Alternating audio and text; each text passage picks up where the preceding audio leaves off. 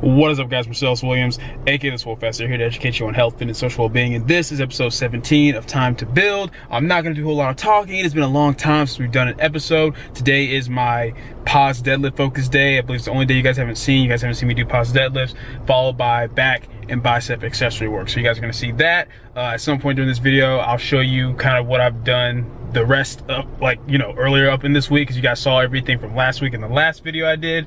And then yeah, we'll get to doing a lot more talking and discussing kind of like my progression, where I'm at right now, towards the end of the video. Let's get into the work. See you guys inside.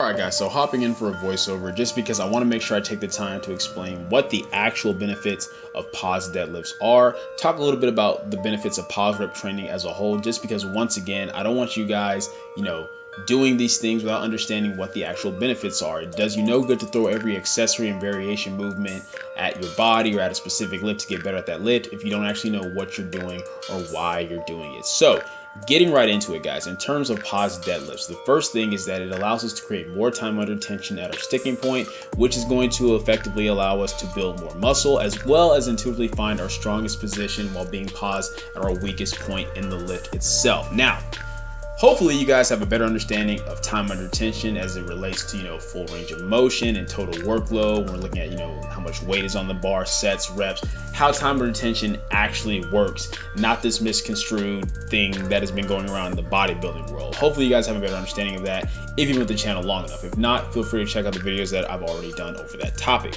But basically, the reason that it allows us to build more muscle, guys, is because there is more overall muscle fiber recruitment. Why? Well, if I'm pausing, right, whether it's at my shins on the deadlift, pausing at my chest on the bench press, or, pausing with a dead hang at the bottom of a chin up, the reality is that my muscles are forced to work harder because they are producing more total force, because there's no longer any rollover of kinetic energy that comes with doing the eccentric portion of the movement. Once I do that pause, the moment I pause, that momentum is gone, and therefore my muscles have to do more work to get the bar moving or to move my body up in a pull-up, for example. So that's why there's overall more muscle building potential. Now, in terms of how it helps us with finding our strongest position while being paused at our weakest point, we have to think about it.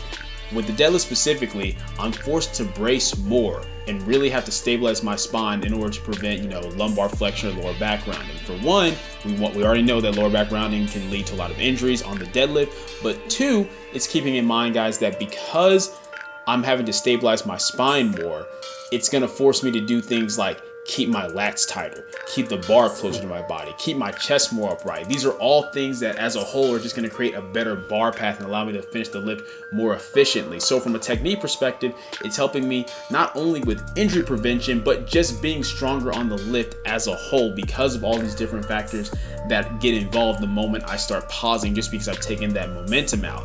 Once again, with the improved technique, I'm forced to stay tighter, I'm forced to be more controlled even at my weakest point, and this of course is going to carry over to when I'm doing competition deadlifts or competition squats. And of course for bench press, there's a pause anyway, so obviously I'm going to want to pause for competition for those as well. And then an extra added benefit, guys, is the fact that it's really helped me build my grip strength a lot. That's something that I've noticed with my other pulling motions, is that gripping things just a whole lot easier, because once again, the increased time under tension, I'm forced to hold the weight that I'm using for the deadlifts for a longer period of time, and that's just going to make my grip stronger as a whole.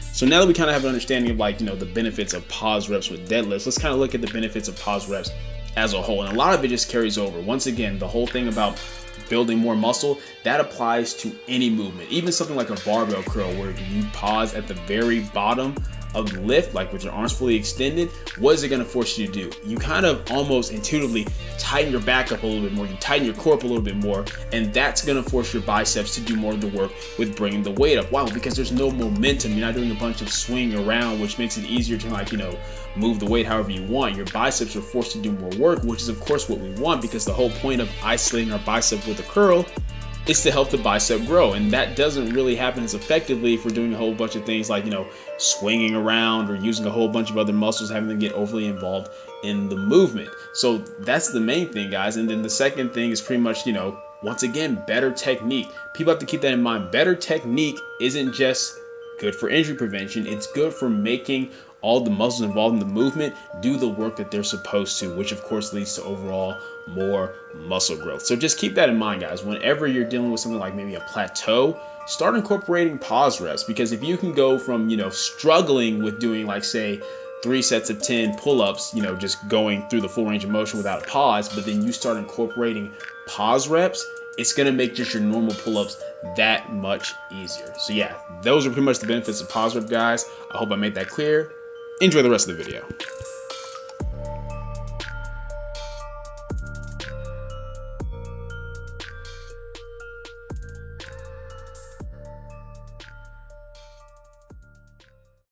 Alright guys, back at the crib.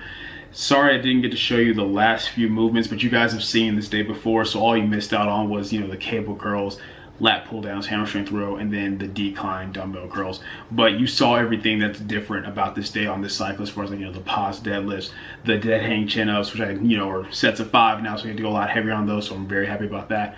But yeah, hope you guys enjoyed the workout part of it that you did see, as well as learning more about pause deadlifts and why they can be a very beneficial movement.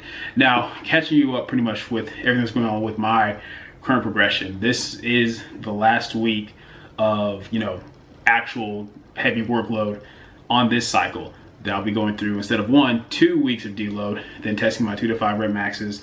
And then after that, it's going into full-on meet prep for my meet in February. That's pretty much how it's going to be broken down. Now, I may go into a full deload cycle before meet prep. That kind of just depends on Nsima, depends on him, because he's the one doing my programming and coaching, obviously. But as far as everything, it's just been working out great. Like, the fact is, guys, even though like today went well, and like, the clips I showed you guys, like everything was moving like relatively well, I just feel wrecked and tired right now. But that's kind of why I'm just so pleased with, like, choosing Nsima as my coach, because everything's laid out so perfectly to the point right when the fatigue really starts hitting, to where I'm feeling like, like, man, my body just feels wrecked and beat up. Boom, it's time to deload. So everything's planned out perfectly, the way that the weekly volume kind of increases and the intensities kind of bump up each week, to where I'm feeling good. Okay, now starting to crash a little bit. Boom, deload.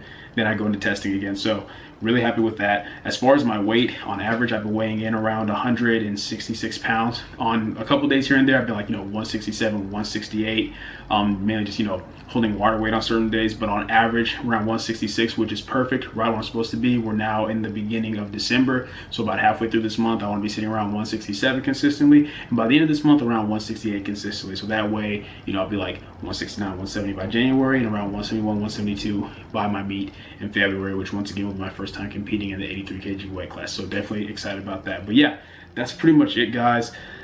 This cycle, I know I didn't get to show you guys like quite as much as I wanted to. Like, I'm pretty sure you've seen like each day, but I didn't just record as much as I wanted to. Things have just been very busy as far as like my clientele. My days are just longer. I'm often just, getting in and out the gym as quickly as possible. I don't really have time to set up, record, and stuff like that, but life happens. But it's okay, because once again, the main focus of this channel is, of course, informative content. I just like to show you guys kind of what I'm doing, to show you that I, 1, practice what I preach, 2, so you can kind of see the ups and downs that I go through. I know a lot of YouTubers have a bad habit of just showing you like the highlights of their training. I want you guys to kind of see everything, so that you can kind of like see, hey, I'm telling you about the process, and I'm going through the process with you guys as well. But yeah, that's pretty much it for the video, guys. Hope you enjoyed it. If you did, go ahead and leave a comment down below. Let me know what you did. If you're not, leave a comment down below. Let me know what I can do to get better.